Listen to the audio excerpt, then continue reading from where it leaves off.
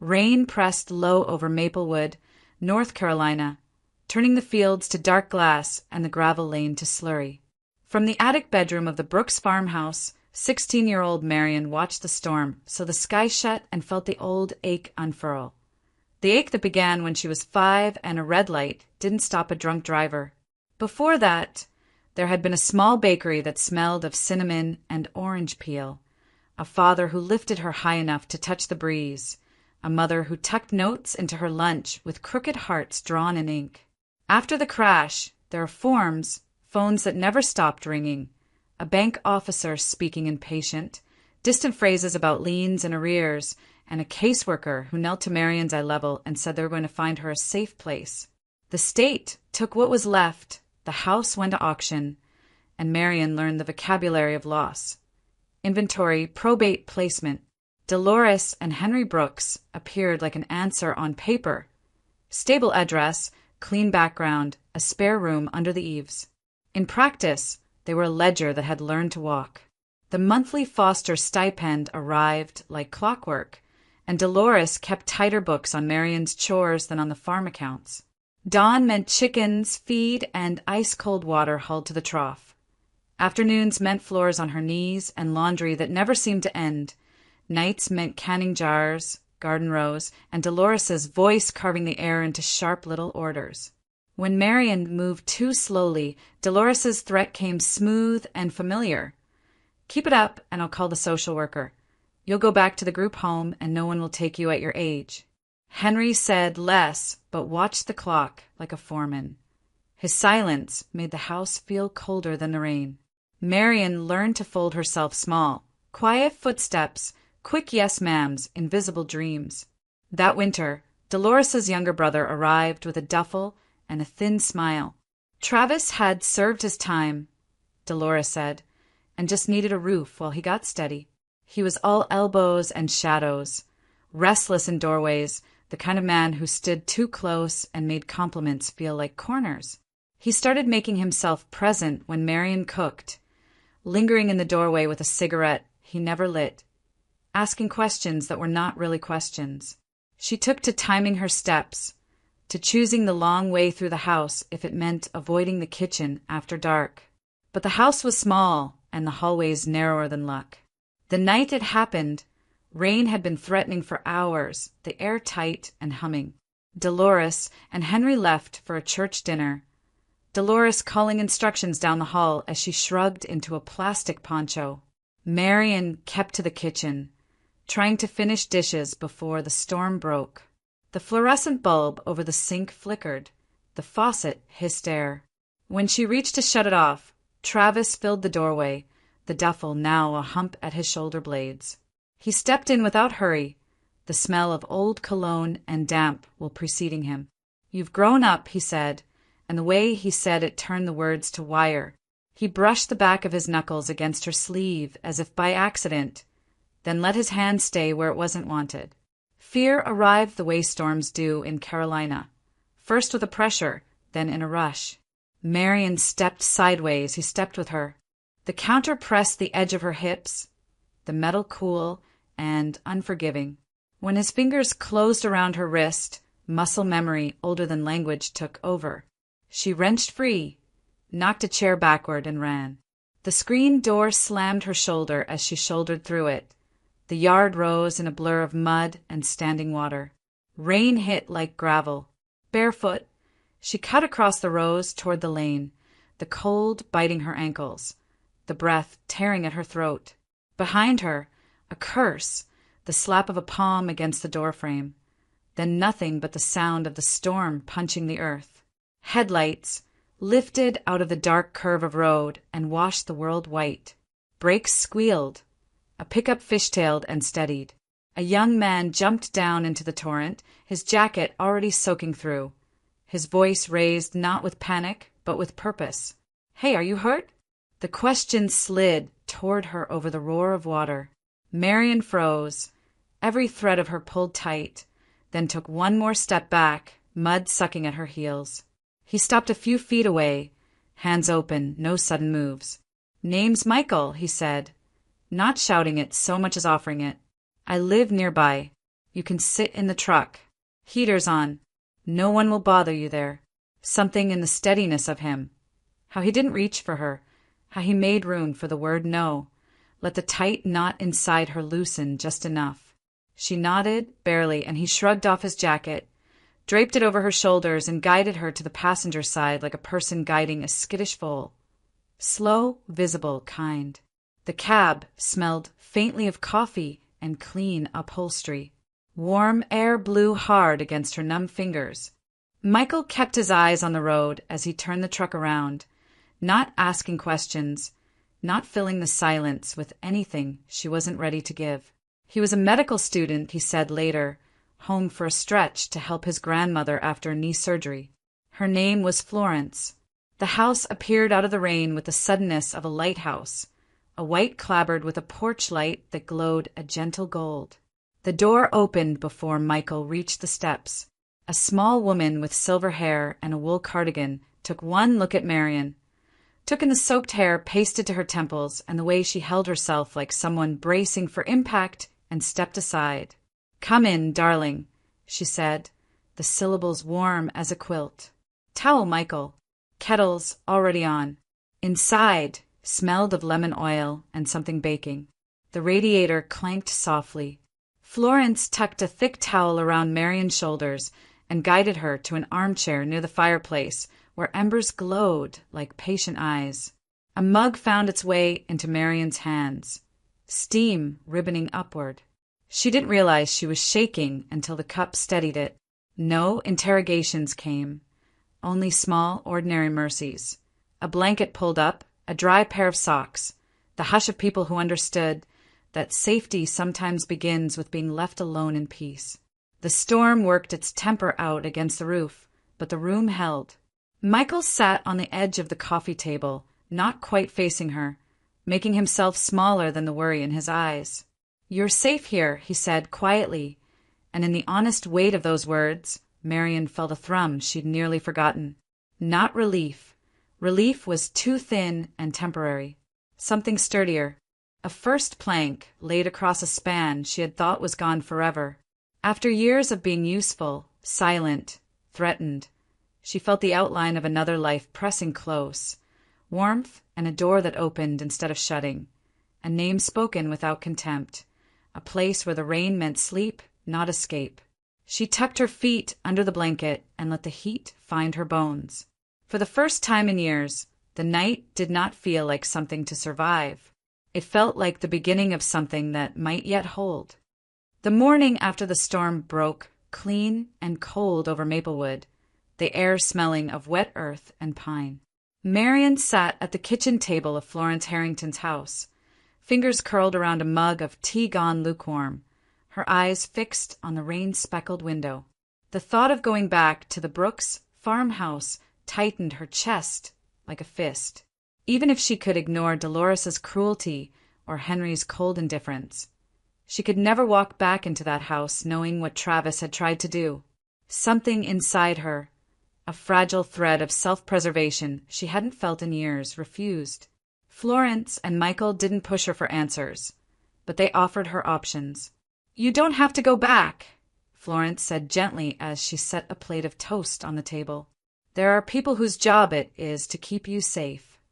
And so, later that afternoon, Marion walked into the beige brick building that housed Buncombe County Child Protective Services. Her hair was still damp from the storm, her shoes still caked with mud, but her voice, trembling at first, grew steadier as she told the caseworker everything. The beatings, the endless chores, the threats, and finally the night before. The response was swift. A social worker was dispatched to the Brooks property with a sheriff's deputy. Travis had already vanished, his duffel gone from the spare room. Dolores and Henry denied everything, of course, but the investigation uncovered enough to leave them under close supervision. Their foster license was put on probation, and they were warned that any further violations would mean permanent removal from the program. For Marion, there was no question of returning. A placement was found at a residential facility in Asheville, not a gray, overcrowded institution like the one she remembered from childhood, but a renovated brick building with wide windows, classrooms, and counselors on site. 2 days later, she packed the few belongings she had and moved there. Life inside the group home felt foreign at first. The walls were painted cheerful shades of yellow and blue. The common room was lined with bookshelves and board games, and each bedroom held only 4 beds. The girls she shared a room with, Zoe, Natalie, and Carla Mason, were close in age but carried their own bruises, invisible or otherwise. Carla, tall and sharp-eyed, became the first to speak to her, offering a hand without a smile. "Boys," Carla said one night as they folded laundry together, "are nice until they're not. Then they disappear. Don't say I didn't warn you."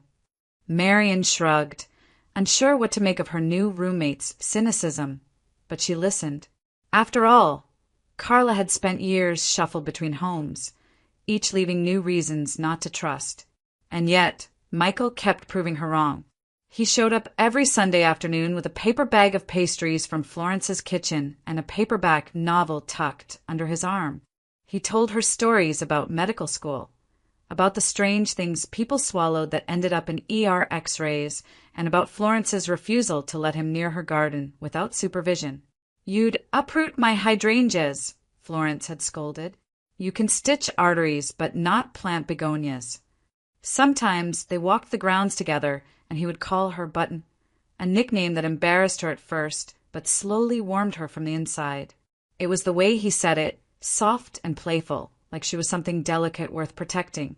Each time he left, the group home felt a little less like a facility and more like a pause, a place where life could grow again. Carla noticed, of course. "He's too nice," she muttered one evening when Marian returned from the gate with a box of cinnamon rolls.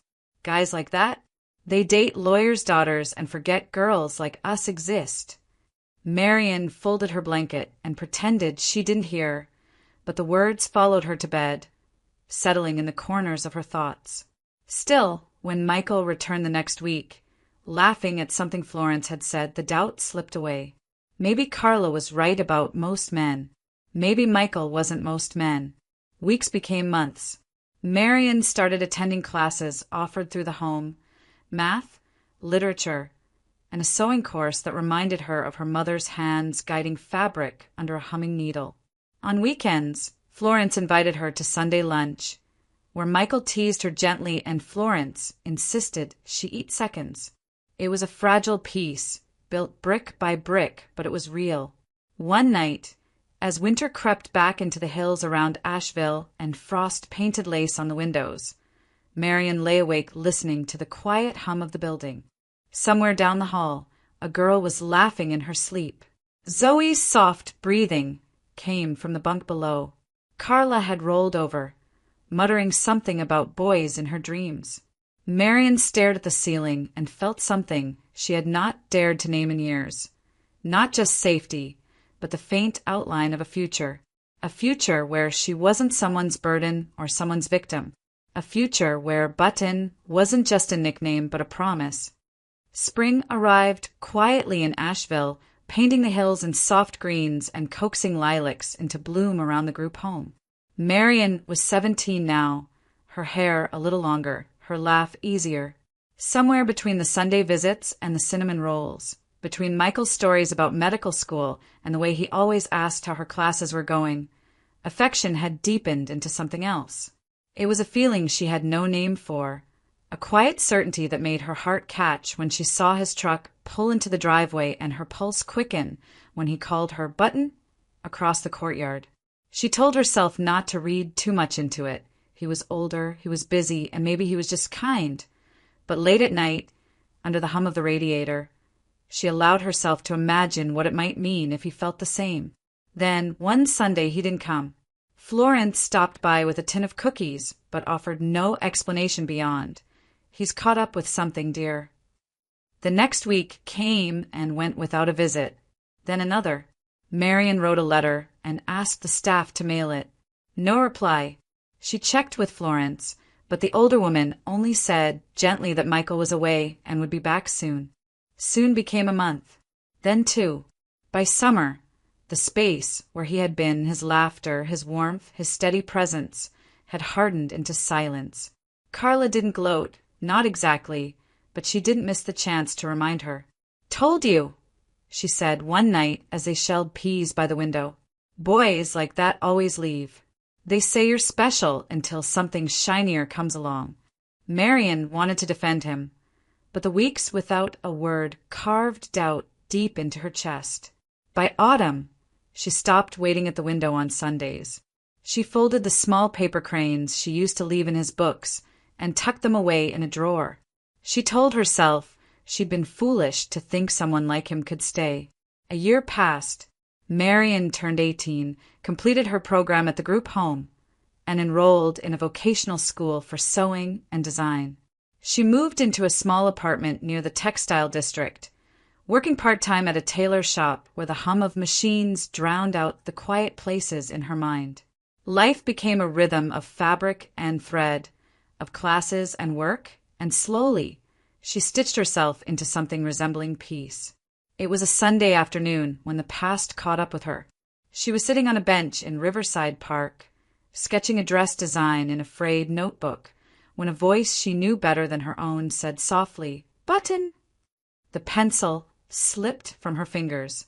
She turned, and there he was, older, leaner, the same careful eyes that once made her feel safe. For a long moment, neither of them spoke. Then Michael smiled, hesitant and aching. "I've been looking for you," he said. The words tumbled out in pieces. His mother had fallen and broken her leg while traveling abroad. She had needed surgery, and the recovery had been long and complicated. Michael had taken a leave from school to care for her, and in the chaos, letters had gone unanswered and time had slipped away. "I wrote to you," he said quietly. "I gave the letter to Carla to pass along. She promised she would." Marian's breath caught. Carla, bitter, cynical Carla, had kept it. All those months of silence, all the nights she'd believed she'd been forgotten, had been built on a lie. "I thought you'd changed your mind," she whispered. "I thought you'd just left." Michael shook his head, stepping closer. "I never stopped thinking about you. Not for a single day." He reached into his coat pocket and pulled out a tiny paper crane, one of hers, carefully unfolded and refolded so many times it was soft at the edges. "I kept this with me.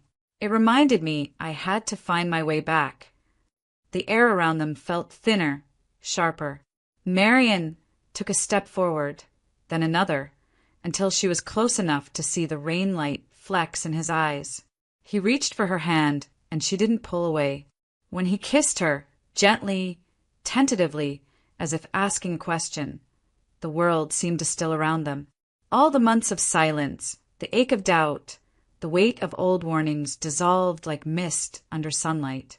They walked together until dusk draped the park in gold, their hands brushing, laughter slipping easily into the spaces between words. It felt fragile, this second chance, like something that needed to be held carefully. But it was real. And for Marian, who had once believed that people only ever left, that love was a thing meant for other lives, the simple warmth of Michael's hand in hers felt like a promise, not of perfection, but of presence. And that was enough. Summer arrived like a promise, and with it came a season Marian had never known. One built not on fear or survival, but on joy. She and Michael spent long afternoons wandering Asheville's tree-lined streets, sharing cones of melting ice cream and laughing about nothing at all. They watched old movies at the local theater, argued playfully over the best takeout in town, and left scribbled notes for each other tucked inside borrowed books. The tenderness between them grew quietly but fiercely, like ivy weaving itself into the cracks of a wall. For Marian, who had spent so much of her life believing she was unworthy of anything lasting, it felt miraculous. Carla, however, didn't share her happiness. The friendship that had once been tentative now felt strained, brittle at the edges.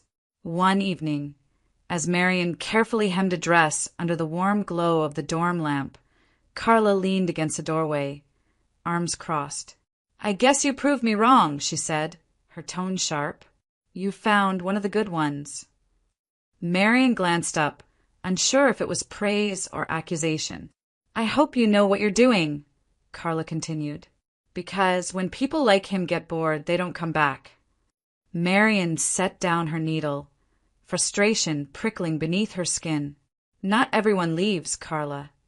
The other girl gave a humorless laugh. Easy for you to say. People always choose you. It was the first and last real conversation they had. A week later, Carla requested a room change, and the space they'd once shared fell silent. By the end of summer, Michael decided it was time for Marian to meet his family. They'll love you, he insisted, brushing a strand of hair from her face. But his smile didn't quite reach his eyes, and Marian sensed the weight behind his words. The Harringtons were old Asheville money, Nicholas a prominent attorney, Irina the head of a charitable foundation.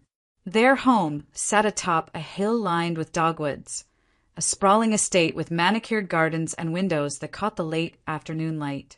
Marian had never stepped inside a place like it. The scent of polished wood and expensive perfume hung in the air, and a butler led them to a dining room where crystal glasses gleamed beneath a chandelier. Irina greeted her with a smile that never touched her eyes. So, she said, folding her linen napkin with deliberate care, you're the young woman Michael has been spending so much time with. Marian offered her hand, which Irina took as though it might break something fragile. Nicholas's handshake was firmer, but his gaze flicked over her thrift store dress with cool detachment. The meal began with polite questions about her schooling, her work at the tailor shop, but the tone shifted as the wine flowed. I heard your father had financial troubles, Irina said casually over the second course. Such a shame. Fraud investigations leave such stains on a family name. Marian's fork froze midway to her mouth. That's not true, she whispered. Irina waved a manicured hand. Of course, of course. Rumors do swirl when property is seized and creditors circle. Nicholas chuckled softly. Well, at least you won't have to worry about silverware here, he said. We keep everything locked away. The words landed like blows. Marian felt heat rise behind her eyes, shame mixing with rage. They didn't see her, not the girl who had clawed her way out of neglect, not the woman building a future stitch by stitch. They saw only a poor orphan who didn't belong at their table. Her chair scraped loudly against the floor as she stood. I think I should go, she said, voice trembling. Michael reached for her arm, but she pulled back, the room blurring as tears gathered. Thank you for dinner, she managed before turning and walking as fast as her legs would carry her. The night air hit her like a slap as she stumbled down the grand steps, the gravel crunching beneath her shoes. Michael caught up with her halfway down the drive, breathless and apologetic. Marian, please, they were wrong. All of it. I should have stopped them. She shook her head, tears spilling now. They hate me, Michael. They always will. He took her hands, pressing them to his chest. I don't care what they think. I love you. That's what matters. I swear to you, I'm not going anywhere. Somewhere between his words and the way his hands trembled against hers, the fury inside her cracked. They drove in silence back to his apartment, the city lights blurring through her tears. That night, for the first time, they crossed the invisible line between longing and love. It was slow and tender, built not from desperation but trust. Two wounded people choosing each other despite the noise outside. Later, as dawn pressed pale light through the curtains, Marian lay against Michael's chest, listening to the steady rhythm of his heartbeat. They spoke in whispers about the future, about the little house with blue shutters they'd paint themselves, about the family they'd build from the ashes of the ones they'd lost. It felt impossibly far away and yet close enough to touch. For the first time, Marian let herself believe in a tomorrow that wasn't defined by where she'd come from, but by who stood beside her. The first chill of autumn had begun to creep into Asheville when Marian's new life started to feel steady. Too steady, perhaps, for what came next. She and Michael had settled into a rhythm that felt unshakable. Dinners in his apartment where the smell of rosemary and garlic lingered long after the plates were cleared. Sunday hikes through the Blue Ridge trails. Whispered plans about a future they were both certain would come. They spoke of a small house near the river, of children who would inherit not money or name, but love. And Marian let herself believe that the worst was behind her. Then Irina Harrington showed up. It was a Thursday afternoon, and Marian was finishing a client's hem at the tailor shop when the bell above the door chimed, and in swept Irina. Perfect posture, pearl earrings, a storm behind her polite smile. "We need to talk," she said, her tone leaving no room for refusal. They walked to a nearby bench shaded by sycamores, and Irina wasted no time. "Michael is getting engaged," she announced with the satisfaction of someone delivering a verdict. Joanna Matthews. Her father owns half the banks in this state. It's a good match, respectable expected. Marian stared, unable to speak. "I know what you think this is," Irina continued, her eyes cold. "But boys his age, they have needs. You were convenient. That's all. Surely you didn't think he would throw away his future for a girl with nothing." The words were surgical, precise and cruel, and they sank deep. Marian walked home in a daze, her mind a battlefield of disbelief and fear. Michael would never, would he? No. He loved her. He said so. But Irina's confidence gnawed at her resolve. By the time night fell, doubt had grown teeth. 2 days later, Marian's world cracked open. She was on her way back from the market when she passed a small cafe on Lexington Avenue, one she and Michael had visited dozens of times. Through the window she saw him, Michael, and across from him, a woman with perfect chestnut hair and a diamond glinting on her hand. Joanna Matthews. They were laughing, leaning close, his hand resting lightly on hers. Marian froze on the sidewalk as the scene unfolded like a cruel play. Joanna touched his cheek and he didn't pull away. Her lips brushed his, quick and casual, the way people kiss when it's no longer new. Something inside Marian went silent. The noise of the street faded, replaced by a ringing in her ears. She didn't go inside. She didn't confront him. She turned and walked, one step after another, until the streets blurred and the cold bit at her skin. By the time the sky turned violet, she found herself outside the textile factory where she sometimes worked part-time. The security guard, an older man named Walt, found her huddled on a folding chair in the break room hours later. "You shouldn't be here, kid," he murmured, draping his jacket over her shoulders. "It's freezing." She stayed anyway, curling up on the narrow bench, tears drying in salty streaks on her cheeks. Morning crept in through dusty windows, pale and indifferent. Marian sat alone in the silence of the empty factory, her chest hollow, her future gone fuzzy around the edges. It was then her eyes fell on a newspaper left on the table. Flipped to the classifieds, a small ad was circled in red. Experienced seamstress wanted relocation assistance available. Greenville, South Carolina. She read it once, twice, again. For hours, she sat there, the weight of choice pressing against her ribs. Here, in Asheville, everything was broken. The dream of the family, the trust she had clung to, the belief that love might finally last. But somewhere else, maybe there was a chance to start over before the pieces cut too deep. That evening, Marian packed what little she owned into a single canvas bag, a few changes of clothes, her sewing shears, a photograph of her parents worn soft at the corners. She didn't leave a note. She didn't stop by Michael's apartment. When the bus rumbled out of the station that night, she kept her eyes on the window, watching the lights of Asheville shrink until they were only distant pinpricks in the dark. She didn't know what waited for her in Greenville, only that it wasn't this. It wasn't betrayal sitting across a cafe table. It wasn't the echo of promises broken before they could bloom. Somewhere on the other side of this heartbreak, Marian told herself, there had to be a life built from her own hands, and she was going to find it.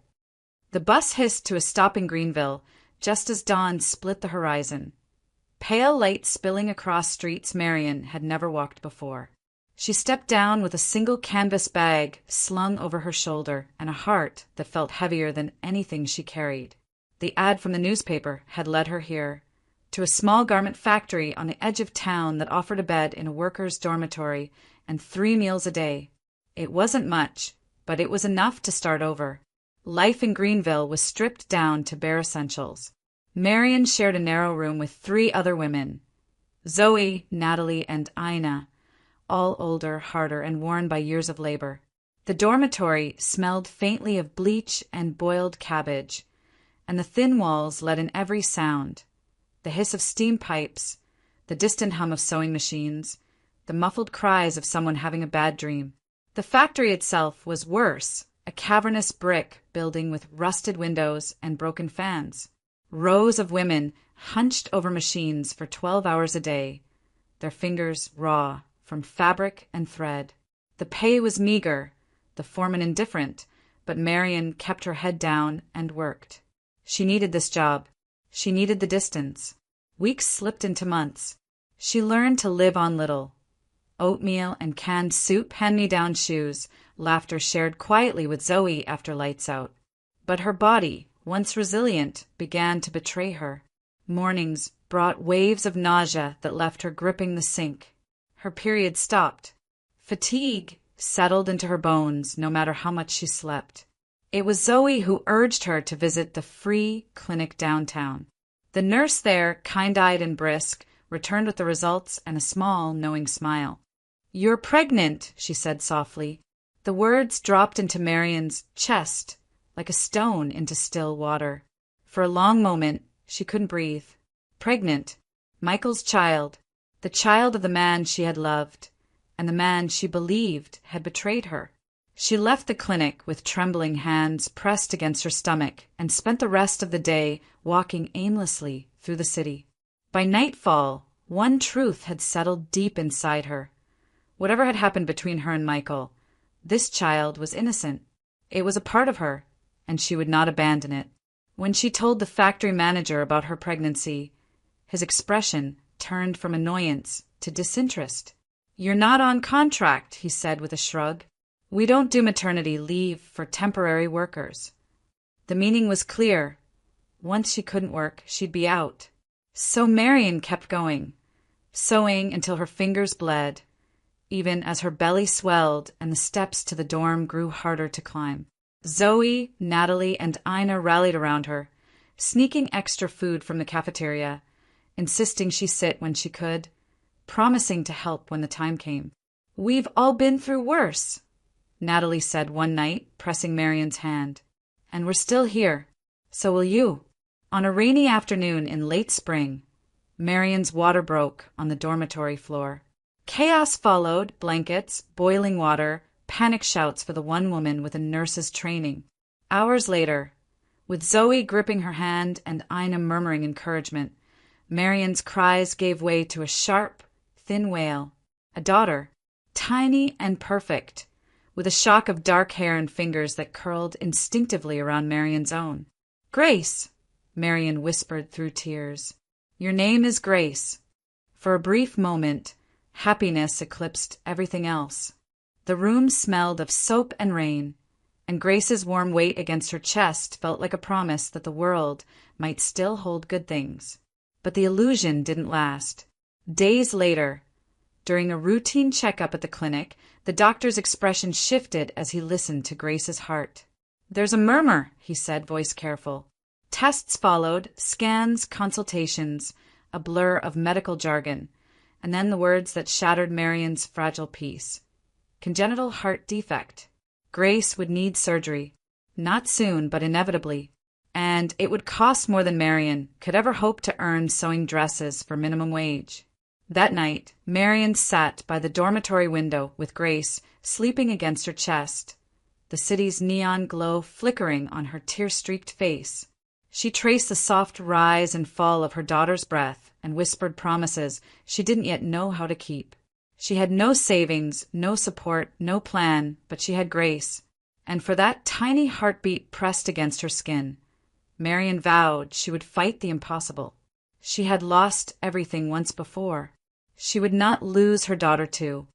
The eviction notice came on a sweltering July afternoon, tacked crookedly to the peeling paint of the dormitory door. Marian had known it was coming. The foreman had stopped giving her shifts weeks ago, and without work, there was no reason for the factory to keep her housed. Still, the stark black letters made her knees weak. Vacate within 48 hours. She packed in silence, folding Grace's few clothes with trembling hands, tucking away the worn stuffed rabbit Zoe had sewn from scraps, and finally, the tiny blanket Ina had crocheted by hand. When the door clicked shut behind her, Marian had nowhere to go but the bus station. Maplewood was the only place she could afford. It wasn't home. It had never been, but it was familiar, and a handful of memories still tethered her there. She rented a room in a crumbling boarding house on the outskirts of town, its linoleum floors curling at the edges and radiator groaning like an old man in the night. The deposit wiped out the last of her savings. The rest of her days became a careful choreography of survival, stretching powdered milk into bottles for Grace, sewing hems and patching overalls for neighbors, and delivering mended clothes by foot because bus fare was a luxury she could no longer spare. It was on one of those delivery trips that she saw Carla again. The girl who had once shared her room at the group home was barely recognizable, thinner, hollow-eyed, her arms freckled with faint bruises that spoke of needles and nights lost to addiction. She was leaning against a convenience store wall, cigarette dangling from her lips, when her gaze snagged on Marian. "Well, look who it is," she sneered. "Little Miss Happily Ever After. Guess Prince Charming didn't stick around after all." Marian tightened her grip on Grace's stroller and kept walking, not even going to deny it. Carla called after her. "Left with a bastard baby and no one to help you. Should have listened to me, sweetheart." The word stung, but Marian didn't turn back. She had no strength to fight ghosts. She had a daughter to feed. Days bled into weeks, each one a small act of endurance. Marian took in sewing jobs from anyone willing to pay, hemming church choir robes, patching farmhands' jeans, stitching curtains from second-hand fabric. She worked by the dim light of a single bulb long after Grace had fallen asleep beside her in their narrow bed, her fingers blistered and eyes raw from strain. There were moments when the wind rattled the thin window panes and Grace whimpered in her sleep. That despair pressed so heavy on Marian's chest she thought it might crush her. But then Grace would stir, tiny fingers curling around Marian's own, and the weight would lift just enough to keep going. But Grace was getting weaker. The signs crept in quietly at first, a slight bluish tinge to her lips after feeding, longer naps, a soft wheeze Marian told herself was just a cold. Soon, though, the truth became impossible to ignore. Grace tired easily, struggled to breathe after even the smallest exertion, and sometimes her little body went frighteningly still as she slept. The doctor at the community clinic confirmed what Marian already knew. The congenital defect was worsening, and surgery was no longer a distant inevitability. It was becoming urgent. Desperation drove Marian to every door she could find. She wrote to local churches and called city programs. She waited in the lobbies of charities, Grace bundled against her chest, explaining again and again that her daughter's heart was failing and she had no means to save her. Most were kind, but kindness didn't change their answers. "We're prioritizing terminal cases. We're out of funds this quarter. There are families in worse situations." Worse. The word followed her home like a shadow. One gray afternoon, as rain streaked the warped glass of their small room, Marian held Grace close and listened to the uneven rhythm of her daughter's breath. "I'm here," she whispered, though fear gnawed at her from the inside. "I'm not going anywhere." She had no plan, no miracle solution. All she had was the unshakable certainty that she would not let her child die without a fight. Somewhere, somehow, there had to be a way, and until she found it, Marian would keep sewing, keep knocking on doors, keep moving forward on trembling legs. Because Grace's heartbeat, fragile, stubborn and achingly precious, was worth every ounce of strength she had left. 6 years slipped by like pages torn from a calendar, and life carved itself into routines Marian had once thought impossible. The boarding house had given way to a cramped duplex on the edge of Maplewood, where the paint peeled from the siding and the pipes rattled in protest every winter. Her sewing business, though modest, kept them afloat, and Grace, sweet, stubborn Grace, grew into a bright-eyed girl with a laugh that could light the darkest corners of their small home. But time had not been kind to her heart. Now 6, Grace was preparing for first grade, her tiny backpack hanging by the door like a promise of a future Marian still feared might not come. The doctor's words haunted every moment. The defect is stable, but it's not gone. Surgery will be inevitable. Grace tired more easily than other children. Her cheeks sometimes drained of color after just a few minutes of play. Marian learned to hide her worry behind smiles, but the fear sat heavy beneath her ribs, constant and suffocating. One September evening, the air still thick with summer's last breath, Marian left Grace at the playground near their home while she ran to the corner store for bread and milk. It was only a few minutes, 5, maybe 7, but in those minutes, everything changed. When she returned, the playground was chaos. Children had gathered in a circle, parents shouting, someone yelling for help. And in the center of it all, Grace lay crumpled on the mulch, her small chest rising and falling in shallow, desperate gasps. "Call 911. Marian screamed, dropping to her knees. But before the words had even left her lips, a man knelt beside Grace, calm and precise amid the panic. "I'm a doctor," he said firmly, checking her pulse, tilting her head to clear her airway. His hands moved with practiced certainty, pressing gently against her sternum, whispering encouragement as though the little girl could hear him.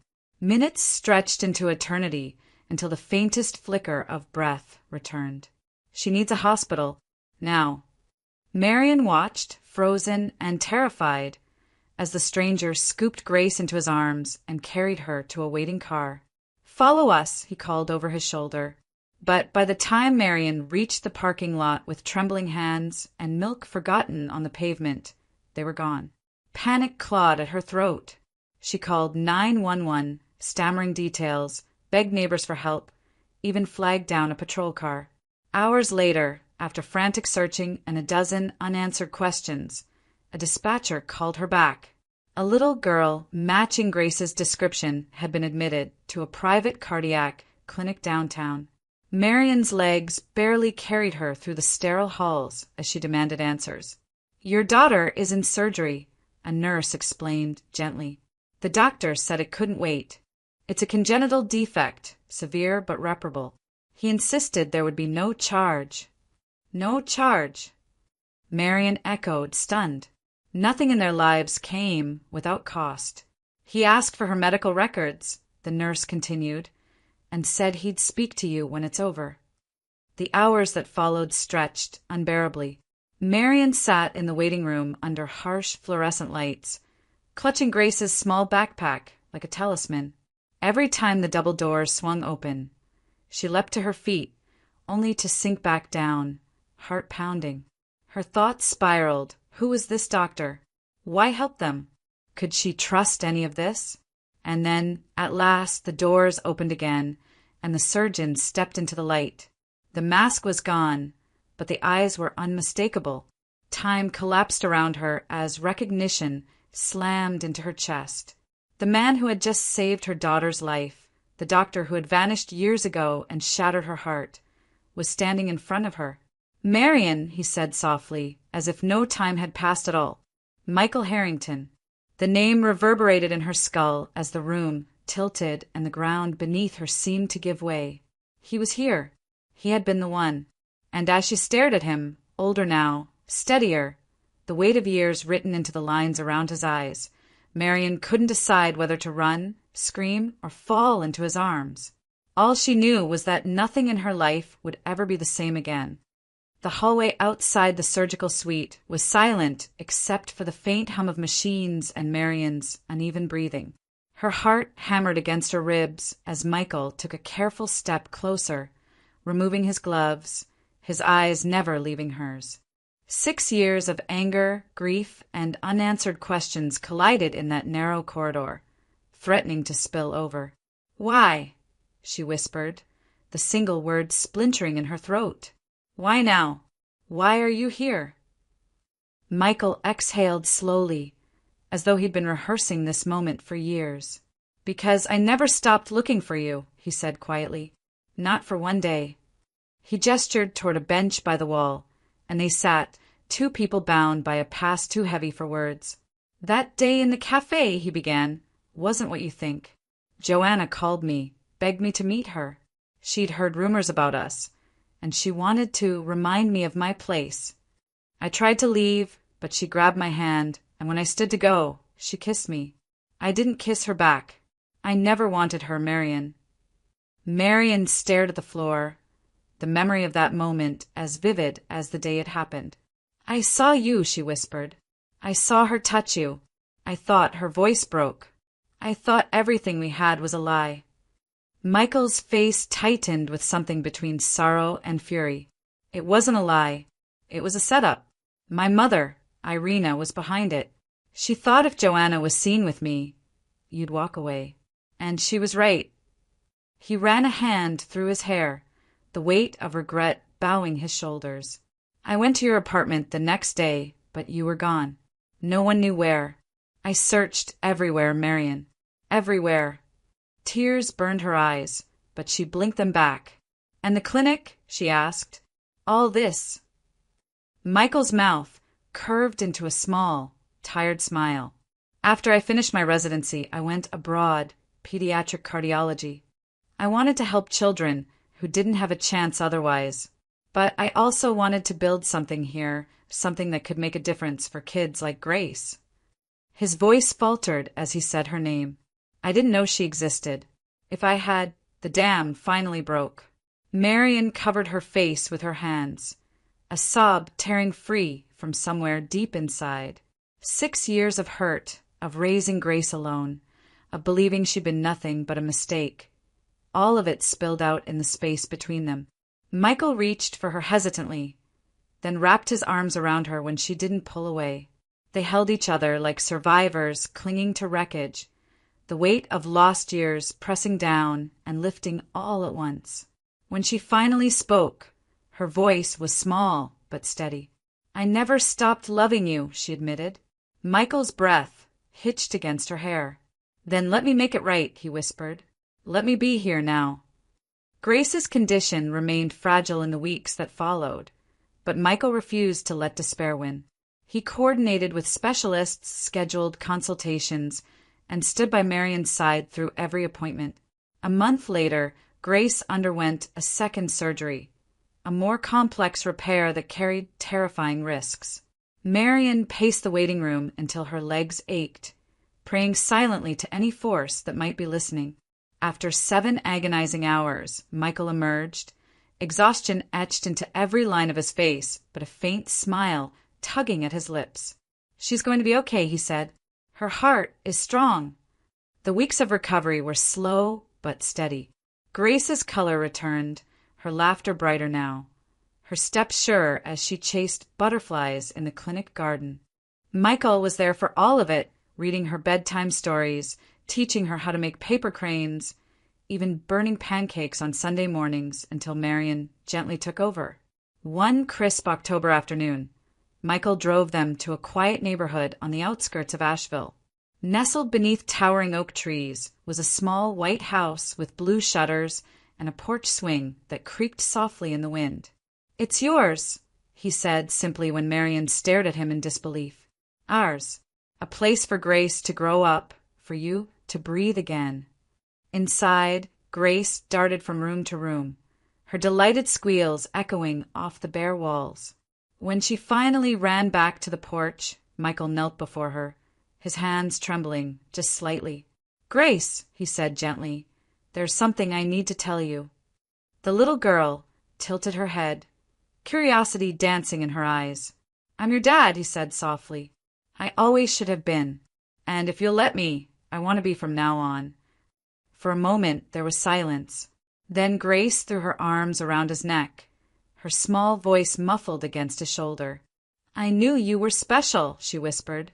Marian stood by the doorway, tears streaming freely now, not of sorrow, but of something she hadn't felt in a long time. Hope! The sun dipped low behind the trees, painting the porch in gold. Michael wrapped his arm around Marian as Grace twirled barefoot in the grass, her laughter filling the air. After years of heartbreak and distance, of wounds both visible and hidden, they were finally here, not perfect, not unscarred, but whole. And as Marian leaned into Michael's embrace, she knew that their story wasn't ending. It was beginning again, stitched together not by fate or circumstance, but by forgiveness, love, and the unyielding will to find their way back to each other. Spring arrived early that year, painting Asheville in soft blush tones and carrying with it a sense of renewal Marian had never known before. The house Michael had bought for them, their house now, was slowly filling with the echoes of a life being built. Grace's drawings were taped crookedly to the refrigerator, Marian's sewing machine hummed in the corner of the sunroom, and Michael's medical journals were stacked beside the worn armchair he refused to replace. The air smelled faintly of roses from the garden Marian had planted herself, a small rebellion against the years when beauty had felt like a luxury she couldn't afford. The wedding was held in that garden, under an arbor twined with climbing roses and fairy lights that glowed softly against the evening sky. It was not grand or extravagant. Marian didn't want it to be. It was warm, intimate, and real. Zoe and Natalie stood beside her, tears streaming down their faces as they adjusted her veil and teased her about how far they'd all come. Ina baked the cake herself, and Florence, who had become a grandmother figure to Grace, insisted on hosting the reception. Grace scattered rose petals down the aisle, her laughter ringing out like music, and when Michael turned to watch her, his eyes softened in a way that made Marian's heart ache. Irina and Nicholas Harrington were not there. They had been invited once, out of courtesy, not expectation, and they had responded with a letter that dripped disdain. "We cannot support a union that tarnishes our family's legacy," Irina had written, going on to refer to Grace as a reminder of reckless choices and a lineage not of our blood. The words made Michael's decision easy.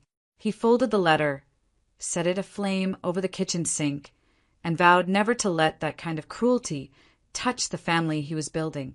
"They chose pride over love," he told Marian quietly, "so I'm choosing you." On their wedding day, as Marian walked toward him in a simple ivory gown she had sewn herself, Michael's eyes glistened with tears. "You're my heart," he whispered when she reached him, his hands trembling as they laced with hers. "You and Grace, you're my whole world." The vows they exchanged weren't about perfection or fairy tales. They were about survival and forgiveness, about the years they had lost and the future they would build together. When the officiant pronounced them husband and wife, Grace darted forward and wrapped her arms around both of them.